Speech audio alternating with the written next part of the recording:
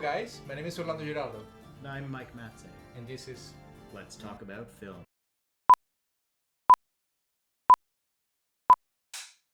Live from McGaffin Studios in Toronto, Canada, Let's Talk About Film with Myke Mazzei and Orlando Giraldo. Hello guys, welcome to our third episode of Let's Talk About Film. Can you believe Myke is our third episode? Not at all. It's been a rush. Myke, you know what happened a few weeks ago? Not sure. What happened? A famous actress died Oh, who was the actress? from the French New Wave. Oh, I think I know who you're going to go with. Brigitte Bardot. Iconic actress for the French New Waves. But on the positive side and the light side, to pay an homage to Brigette, you did something very related with the French New Wave, which was what? I went to go see Tarantino's Kill Bill, The Whole Bloody Affair. The uncut version of Kill Bill, formerly Volume 1 and Volume 2. How was that, Myke? What an experience. There was even an intermission involved. Took my breath away. There was a lot of people in the theater with you? Decent amount for this day and age. Actually, in the last episode we talked about AI in cinema. Do you think the streaming services are affecting the movie-going experience? Absolutely. Both positive and negative. So if there's any spoilers that you're gonna take us over the movie, there was something different that did Tarantino add a few new things? Yeah, there was a lengthened animated sequence. After seeing, I realized I like the original version. Also, we're gonna talk about the influence of New Wave in the films of Quentin Tarantino.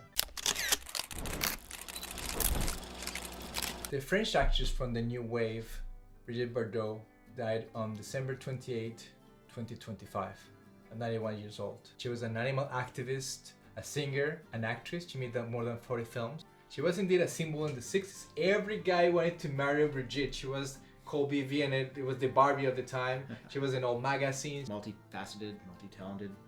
She collaborated also from directors from the French New Wave, like François Truffaut and Jean-Luc Godard. She was in one of your favorite movies. Well, the movie is called Le Mépris, but in English is Le Contempt, directed by Jean-Luc Godard. She was one of the main roles in that film.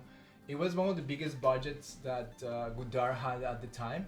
It was shot in Technicolor and had the participation of the famous German director Fritz Lang. Legend. We should recommend the movie M. Let us know in the commentaries you want us to make a special of the masterpiece M by Fritz Lang. Now that we're talking about the French New Wave, we're going to do a little bit of digging in the French New Wave. What do you think about that, Myke? I got my shovel. You have a lot of affinity and love for the French New Wave. I do, thank you for saying that, Myke. But I learned this from one of the best film directors in the world for the last 35 years. Take a guess. Quentin Tarantino. Yeah. Obviously one of the most influential directors in the last 35 years. Inspired a lot of directors in the independent film industry. I designed one of my movies based on the movie Reservoir Dogs. Ooh. Clash, the car scene in my movie Clash. That if you want to watch it, now it's called Clash with K. It's in the festivals right now. The movie is based on one of the lines in the dining room of Quentin Tarantino. I copy still a little bit with Quentin. I'm intrigued. I'm going to rewatch that later on tonight.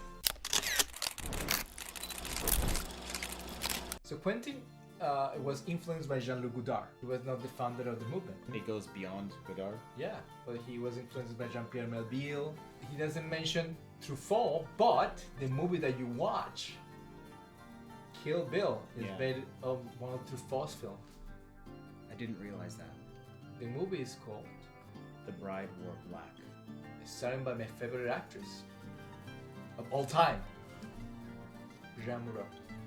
The French New Wave, or the Nouvelle Vague, according to a lot of people, has two sides. The right wing, composed by François Truffaut, Jean-Luc Godard, and many others.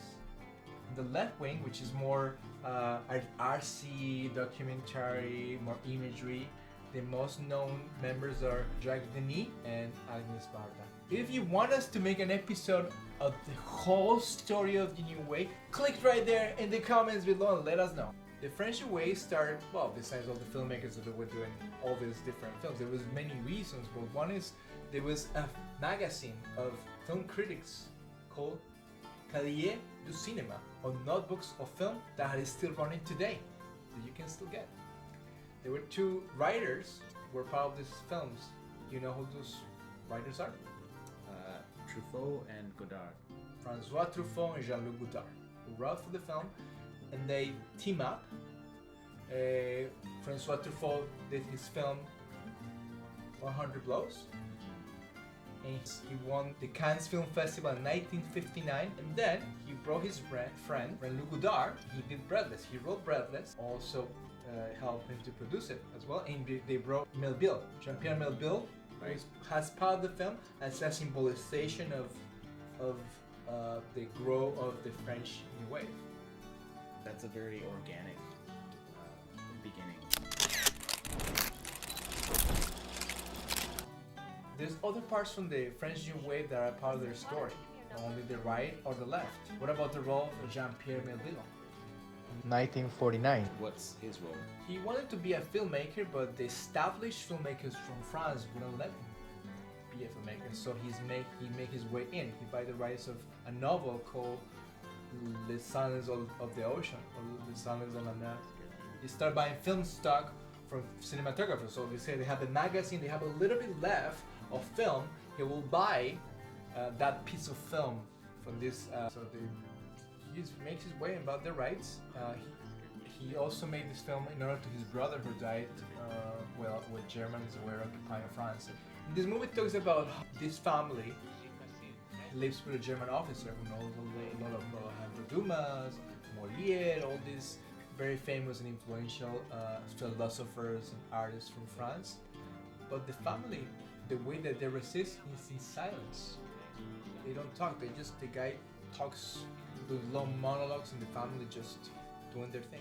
The silence was their way of opposing the occupation of the land. Sounds like it works on a couple of levels. Like the occupied are essentially the audience, and then the occupier is the performer. There's other parts of the French New Wave that we don't know.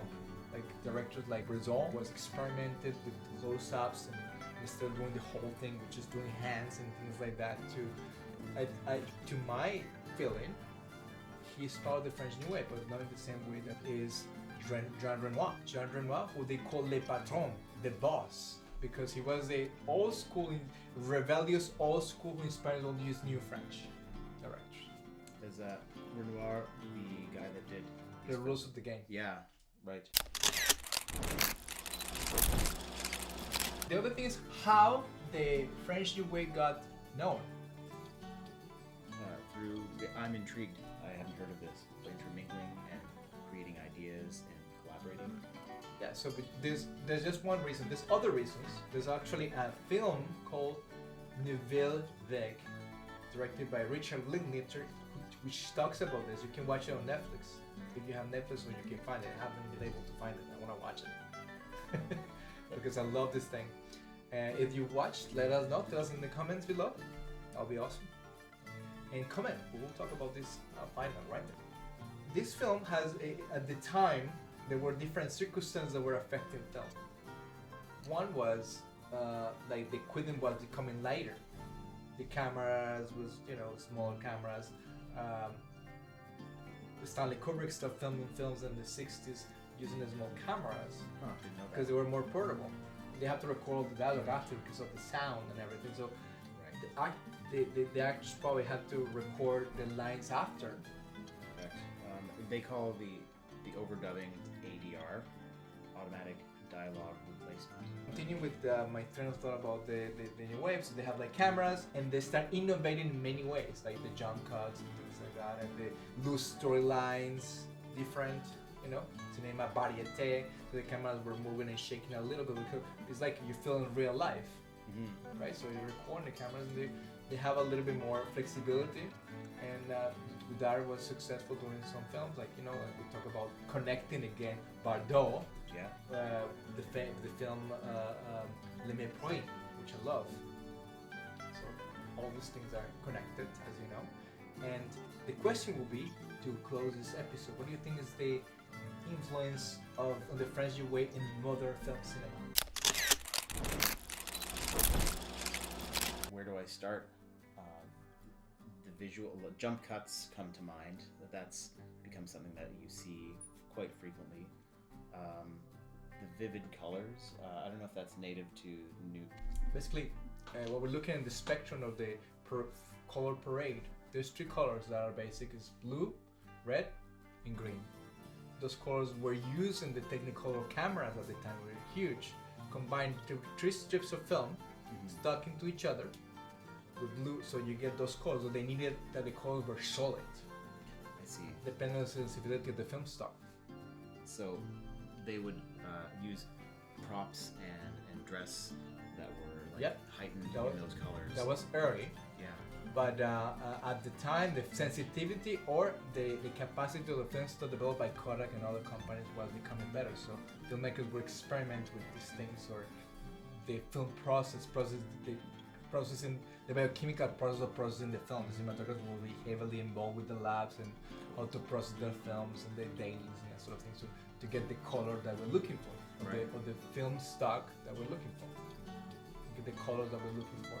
Yeah, that's With the cool. effects in the light sources. But French New Wave don't use light, they use all available sources. So Godard started using things because he got successful with Breathless and he had access to backers and funding. I see. So he started using Technicolor in his later films because he has access to people, access to funding to produce his films. But in Breathless, it is black and white. So he's using, there's no light, there's just light source, wheelchairs, lights, Yeah. making everything. He created and innovated that technique that is still used to this day. Talking about the first episode that we have, and the first episode that is out there, I want to make a movie. I think people should, we're starting in the film industry. I think it's very important, this is just my thought, to watch these old films and read about these things, to learn, find sources of information as quickly as you can. Don't stay just with the thing, I want to do a film, I just want to evolve and study the craft and the art of doing film. So that's what I've been doing. I've been studying film for 10 years, and every day I keep learning. I agree with you. People that want to make films and movies should study the old craft, integrate the new craft, because along the way you'll learn how to problem solve and how to be creative as well, and you'll learn the formats so that you can then work outside the formats. Do a good film. That will be my conclusion. Whatever you do your best, do it with love, do everything. So, this brings us to the conclusion of the episode of Let's talk about film. Please share, subscribe, comment, share it, let us know what you think. We will interact with you in the comments below. And subscribe. See you in the next episode of Let's talk about